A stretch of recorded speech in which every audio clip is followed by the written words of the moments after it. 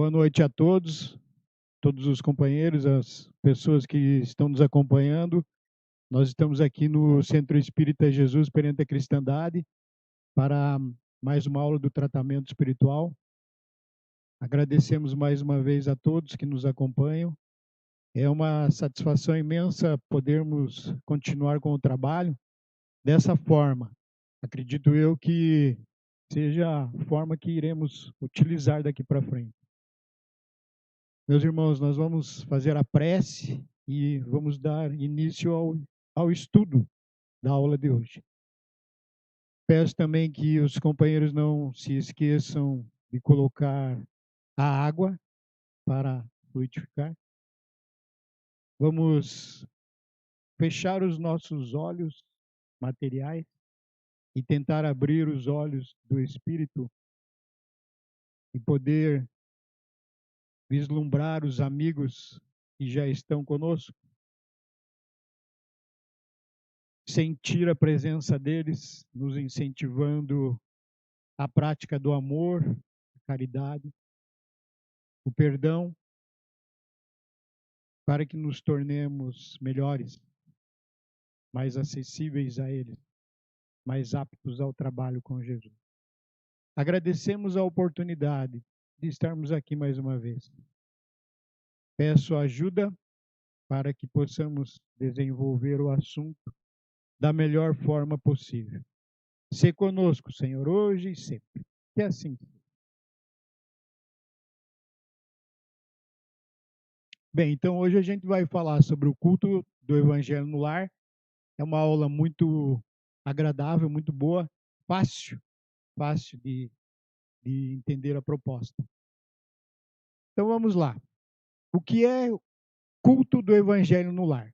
Trata-se de estudo do Evangelho de Jesus em reunião familiar. O culto doméstico do Evangelho é a fonte real da medicina preventiva, sustentando as bases do equilíbrio físico-psíquico.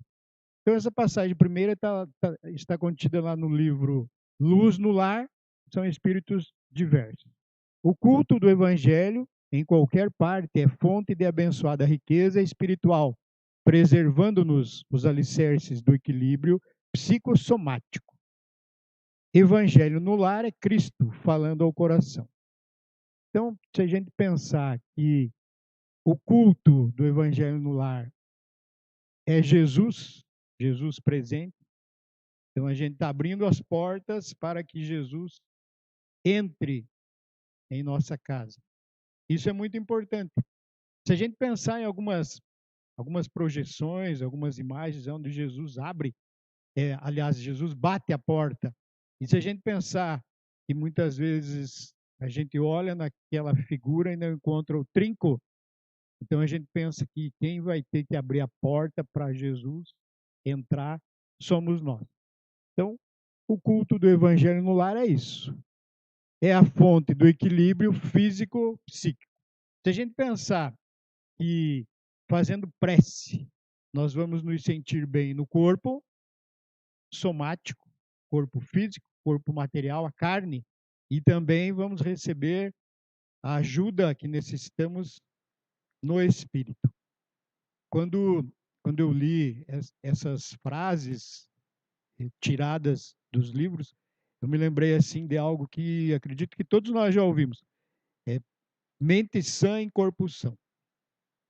Mente sã em corpo são. Primeiro, nós recebemos no espírito a ajuda que necessitamos, sentimos no espírito, e essas impressões são repassadas para o corpo. Então a gente vai receber ajuda fazendo prece no lar. Tanto recebemos ajuda no corpo físico e também recebemos ajuda no espírito. Em qualquer parte, como dizem ali os amigos espirituais, é uma riqueza espiritual, é uma bênção e traz esse equilíbrio para todos nós. A necessidade do culto do evangelho no lar. Dramas que surgem na família, incompreensões que se agravam, urdiduras traiçoeiras, pessoas em rampa de perigo iminente, enfermidades em fixação, cerco obsessivo constritor, suspeitas em desdobramento pernicioso, angústias em crises a caminho do autocídio, inquietações de várias ordens em painéis de agressividade ou loucura, recebem no culto evangélico do lar o indispensável antídoto com as consequentes reservas de esclarecimento e coragem para dirimir equívocos, finalizar perturbações, predispor a paz e ajudar nos embates todos quantos aspirem à renovação, entusiasmo e liberdade. Então, essa passagem está lá no livro Celeiro de Bênçãos, Joana de Ângeles. Joana de Ângeles tem essas palavras difíceis. Eu fui buscar algumas no dicionário. E quando a gente vai assistir Divaldo Pereira Franco, que é o melhor orador no momento, na atualidade, às vezes a gente não entende nada, porque ele está junto, Joana de Ângeles está próximo, e ele conta algumas coisas engraçadas para a gente. Às vezes é só o que a gente guarda.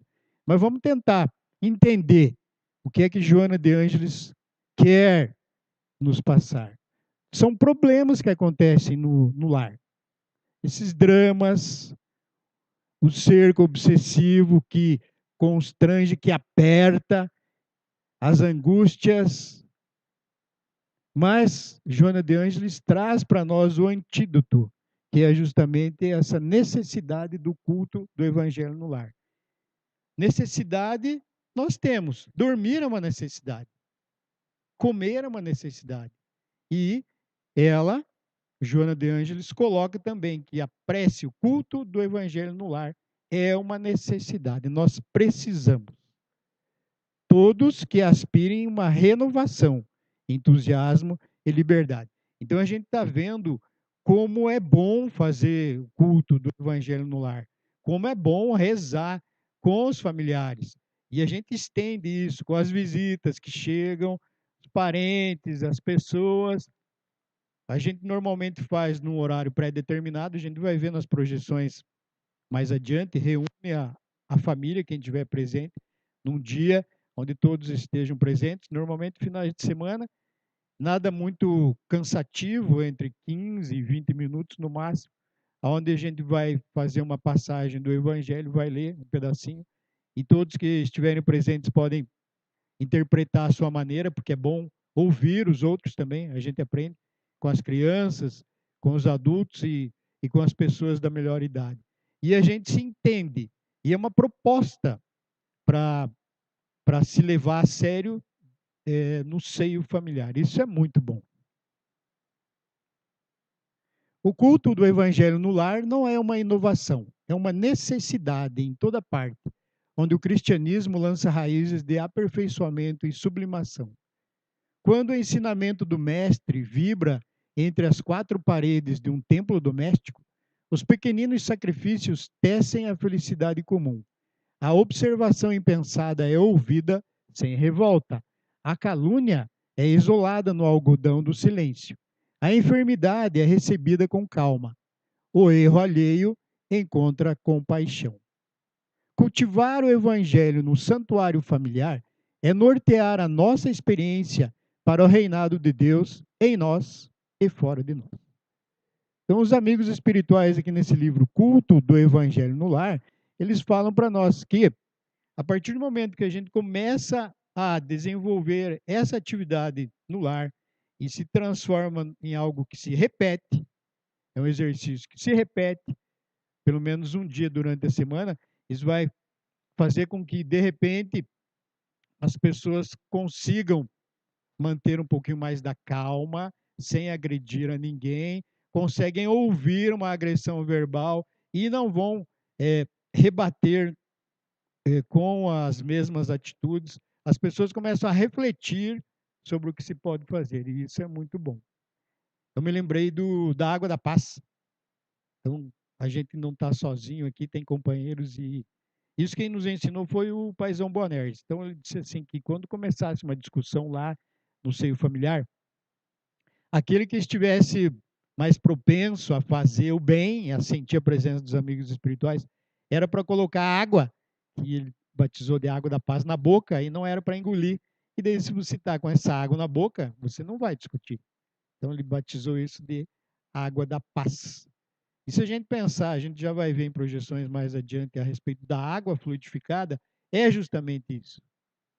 Então, nós notamos que, a partir do momento que a gente desenvolve o culto do evangelho no lar, nós vamos nos tornar pessoas mais pacíficas, pessoas menos agressivas, mais calmas, já vamos poder enxergar esses problemas de uma outra maneira, vamos ter compaixão com o erro alheio, nós vamos poder observar tudo que nos acontece, mantendo a nossa calma e o equilíbrio necessário. Isso é muito bom, meus irmãos. A proposta do culto do Evangelho no Lar é uma proposta vinda do mundo espiritual. Não é nossa. Nós simplesmente obedecemos o que os amigos espirituais nos propõem. E a gente procura repassar da melhor maneira possível aos irmãos que nos ouvem. O primeiro culto cristão no lar. O berço doméstico é a primeira escola e o primeiro templo da alma. Então, esse berço doméstico é a nossa casa, é o nosso lar. A casa do homem, e quando os amigos espirituais falam em homem, eles generalizam. Homem, mulher, criança, toda a sociedade humana. É a legítima exportadora de caracteres para a vida comum. Então, Jesus, convidando os familiares do apóstolo à palestra edificante e à meditação elevada, desenrolou os escritos da sabedoria e abriu na terra o primeiro culto cristão no lar. Essa passagem está lá no livro Jesus no Lar, Neio Lúcio. Então, tudo se inicia no lar. Às vezes a gente cobra dos professores a educação dos nossos filhos. E vamos falar sério, meus irmãos. A educação tem que partir do lar. Na escola, até onde eu saiba, os professores ensinam as matérias básicas, português, inglês, matemática, enfim, mas a educação, meus amigos, isso vem do lar. Não é nada agradável a gente cobrar isso dos professores. Educadores somos nós, que pertencemos a um lar, uma família. Nós temos essa responsabilidade de educar os nossos filhos. Nossos também? Vamos pensar um pouco nisso, né? Os aspectos espirituais do culto no lar. Tão logo começou aquele serviço espiritual da família, as luzes ambientes se tornaram muito mais intensas. O culto familiar do Evangelho não é tão só um curso de iluminação interior, mas também processo avançado de defesa exterior pelas claridades espirituais que acendem em torno. Aqui o livro de André Luiz, Os Mensageiros. É importante a gente analisar assim que nós não estamos sós, que muitos irmãozinhos irão nos visitar. Porque quando a gente começa a fazer o culto do Evangelho no lar, a gente acende luz lá na nossa casa.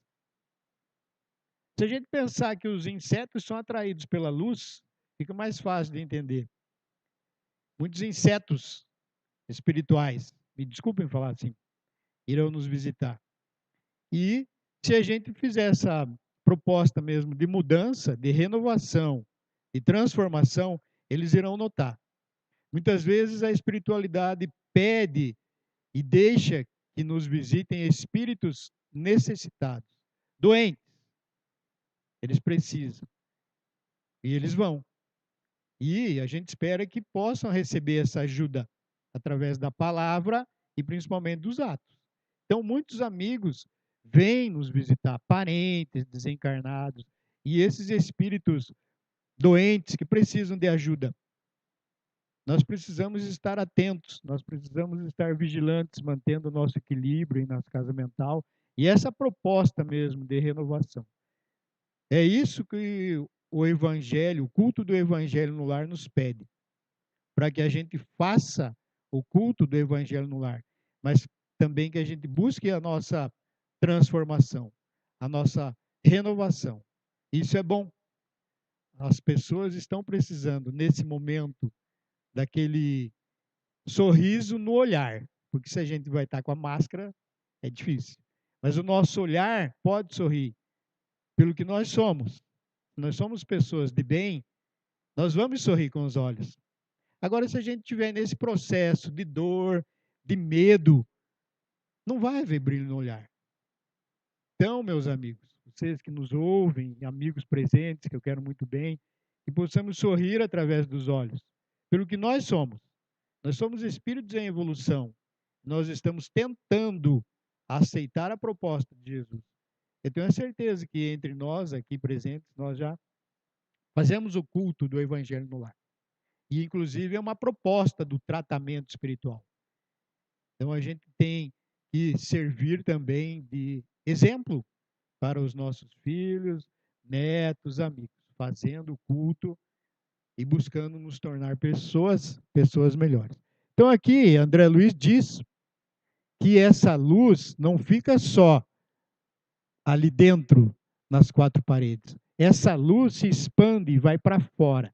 Se a gente pensar que se a gente está acendendo luz no lar, todo bairro pode também receber ajuda. As casas vizinhas vão receber ajuda. Todo mundo vai se sentir bem, porque vai irradiando. E isso contagia. É bom demais. A gente pode notar nessa projeção que existe ali à frente dessa residência, dessa casa, um espírito guardião.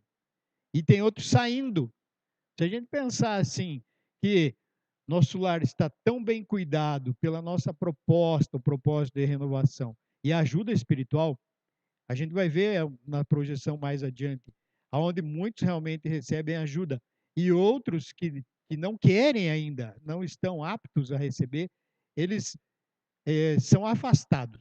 E isso é importante. Esses espíritos mais doentes, vamos dizer assim, mais trevosos, ainda não querem receber ajuda, eles são afastados do nosso lar. Essa projeção mostra bem o que a gente está falando, essa proposta. Benefícios do culto do evangelho no lar. O culto da boa nova em fonte de bênçãos, dissolvendo em nosso campo de trabalho todas as sombras da discórdia e da ignorância, do desequilíbrio e da irritação. Quando uma família ora em casa, reunida nas blandícias do evangelho, toda a rua recebe o benefício da comunhão com o alto. A família iluminada melhora a comunidade. Então a gente pode perceber nessa projeção, que é uma das projeções do tratamento espiritual, onde existe um guardião, um espírito guardião à frente da nossa residência. Outros espíritos estão doutrinando um irmãozinho necessitado. Outros amigos espirituais estão magnetizando a água e outros amigos espirituais estão aplicando passe, que é uma transfusão de energias. E se a gente notar o semblante dos familiares, eles estão felizes, alegres. E naquele quadro menor, um espírito está sendo afastado do lar. Ainda não, ele não quer receber ajuda, porque no momento correto ele também vai receber. Então a gente fica muito feliz em poder mostrar e falar um pouco da grandeza que é fazer o culto no lar. Nada mais é do que fazer a prece, uma pequena passagem do Evangelho segundo o Espiritismo. A gente pode ler um livro de poesia, nada muito cansativo, vamos dizer assim, mas muito produtivo. Essa é a proposta. Vamos falar um pouco sobre a magnetização da água. A água é um dos corpos mais simples e receptivos da Terra. É como que a base pura em que a medicação do céu pode ser impressa através de recursos substanciais de assistência ao corpo e à alma, embora em processo invisível aos olhos mortais. Emmanuel está falando aqui no livro Segue. Então, o que acontece? A gente pega e coloca a água no recipiente, a gente faz a nossa prece, mas o trabalho maior é dos amigos espirituais. Eles vão transformar a água em remédio. Então, a gente diz assim que eles vão manipular, eles vão transformar essa água, que é algo simples e receptivo da Terra, um elemento. Se a gente pensar na fórmula, duas moléculas de hidrogênio e uma de oxigênio, H2O. Então, eles conseguem manipular e transformar a água pura e cristalina em remédio. Mas também existe outro fator, que é a fé. Nós precisamos trabalhar com a fé, pedindo a eles, então, que transformem a água em medicamento. E a gente toma realmente como medicamento. A gente toma naqueles copinhos pequenos, né, um cálice. Podemos tomar 3 vezes ao dia, de 6 em 6 horas, de 8 em 8 horas. Depende do grau, da necessidade. Eu me lembro a minha mãe. A minha mãe leva essa garrafinha de água fluida para toda parte. Eu deveria fazer igual. Mas, como ainda, né, a gente fala do processo e toma água mais no centro, né? E em casa, quando a gente faz. Mas a gente pode sim, meus irmãos, pedir a eles, fazer a nossa prece, entregar todo esse processo nas mãos dos amigos espirituais, acreditar e tomar. Também não acontece milagre, a gente deve pensar assim, né? Tem uma passagem que eu gosto muito de contar. A mulher estava sofrendo de uma doença depurativa, câncer. E a partir do momento que ela começou a tomar água fluida, ela começou a se sentir melhor. Então, ela tinha 5 crises ao dia, diminuíram para 2. Já não é muito bom? E também, a partir do momento que essa pessoa começou a trabalhar com o culto do evangelho no lar, ela se transformou, ela ficou uma pessoa muito mais otimista. Então ela brincava assim, que começaram a cair os cabelos, então ela estava fazendo trança nos cabelos, depois ela fazia um rabo de cavalo naquele cabelo, e de repente caíram todos os cabelos. E a família, a gente sabe como é que é a mulher, né? Vamos brincar um pouquinho, adora o cabelo, né? E ela estava careca, e a família se preocupou com isso. Mas ela, muito otimista com as preces que estava fazendo e recebendo ajuda, ela disse: Hoje eu estou muito feliz. É um dia que eu estou muito feliz. Mas por que, mãe? Por que, vó? Porque hoje não vou precisar pentear o cabelo. Então a gente brinca, mas a gente recebe ajuda sim, meus irmãos. A proposta é muito boa, mas cabe a nós acender essa luz em nosso lar. Esse é o roteiro para a realização do culto do Evangelho no lar. Então a gente inicia com uma pequena leitura de uma mensagem antes da prece. Depois a gente faz a prece inicial. Depois a gente vai para o estudo do Evangelho de Jesus, o Evangelho segundo o Espiritismo. Uma pequena passagem, a gente diz que abre o acaso, mas o acaso não existe. Sempre vem a mensagem correta para nós. Se não for para nós, os encarnados, com certeza para os irmãozinhos que estão ao nosso lado. Porque às vezes cai, por exemplo, a passagem do Evangelho sobre o duelo. E aí a gente pensa assim, mas eu não. Né? O duelo é lá da época medieval, um pouquinho mais à frente. Hoje nós não duelamos mais com armas, mas a gente duela às vezes com a língua, né? A gente maltrata com as palavras. Depois do estudo entra a conversação fraterna. É aquilo que a gente entendeu. A minha mãe pergunta para os meus filhos, o Vitor Hugo, por exemplo, tem 9 anos, 10 agora. O que é que você entendeu, Vitor Hugo? E ele fala na linguagem de criança, mas é um espírito milenar naquele corpo. Fala com muita propriedade e a gente se emociona. Aí depois entramos nós. Aí veio o João Inácio, que é jovem já tem um outro entendimento. Depois eu e por último a mãe, né? Palavra sempre da rainha do lar. Mas é muito bom estudar assim, porque cada um tem uma visão a respeito do evangelho e a gente aprende. Isso é importante. Nós não somos donos da verdade, somos filhos do dono. Nem sempre aquilo que a gente pensa é a maneira mais correta. E às vezes até a gente pensa de uma forma correta. E o agir. Então, se a gente analisar bem a proposta do Evangelho no lar, é uma proposta de transformação. E isso é gota a gota. É um esforço contínuo. Vale a pena, meus irmãos. Vamos pensar assim com muito carinho a respeito do culto do Evangelho no lar. Depois dessa conversação fraterna, entra a fluidificação das águas. Então, a gente vai fazer a nossa parte, fazendo a prece, pedindo ajuda, mantendo o nosso pensamento elevado e entregando tudo nas mãos dos amigos espirituais. Eles é que vão transformar essa água em remédio. E tem esse fator primordial que é a fé. Nós precisamos acreditar. Depois da fluidificação das águas vem a prece de agradecimento e a gente encerra então o culto. A gente também não pode esquecer que depois de escolhido um dia da semana em horário fixo para essa reunião, a gente não pode ficar brincando com os espíritos, mudando o horário ao nosso bel prazer, à nossa vontade. Não vamos fazer no domingo, depois a gente muda para o sábado, começamos às 8, às 20 horas da noite, depois mudamos para as 19. Não, isso não pode, meus irmãos. Porque a espiritualidade vem nesses horários. Eles têm mais o que fazer. Eles não estão aí para nos servir. Eles têm muita coisa para fazer. A gente não pode brincar. Então, a partir do momento que a gente conseguiu construir um horário para fazer o culto, tem que ser mantido. O horário e o dia da semana.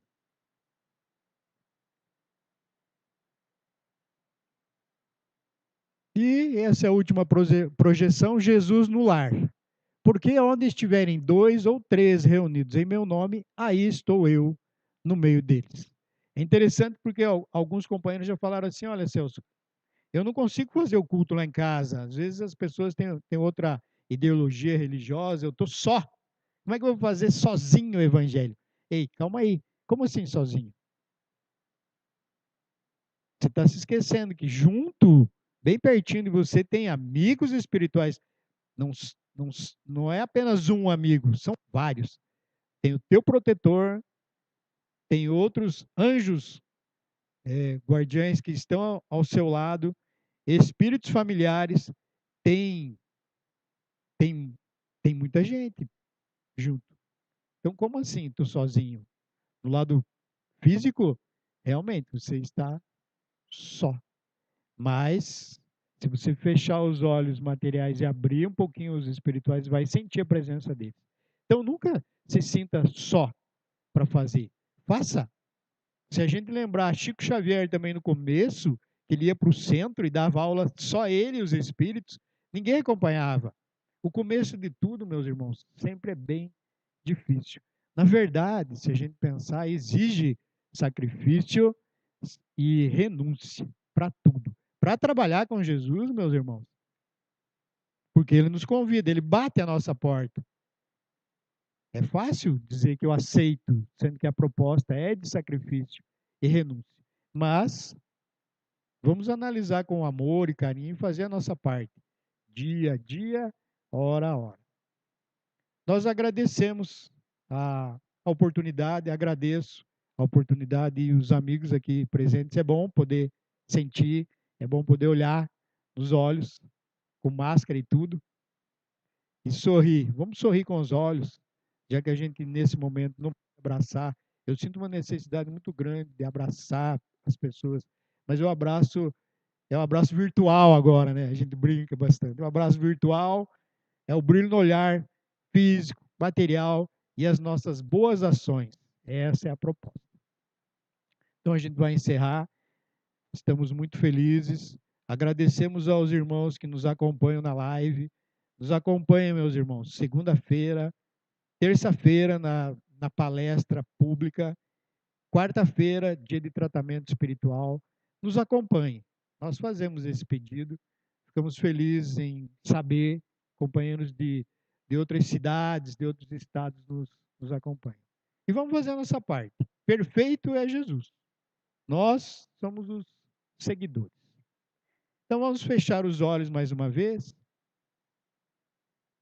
Vamos sentir a presença dos amigos espirituais conosco, nos envolvendo, nos abraçando. E é bom sentir o calor e a presença deles entre nós. Eles nos amam. Eles querem o nosso bem. Eles fazem de tudo para despertar em nossa mente, um tanto adormecida, o trabalho e a alegria de viver. Agradecemos, Senhor, a possibilidade de trabalharmos e nos sentirmos úteis. Agradecemos a presença desses amigos que nos amam. Senhor, que possamos logo mais, enquanto o nosso corpo descansa, que o nosso espírito volte a um templo sagrado como esse, ou quem sabe, Senhor, pelo nosso merecimento, trabalhar, agir, servir em teu nome, hoje e sempre. Que assim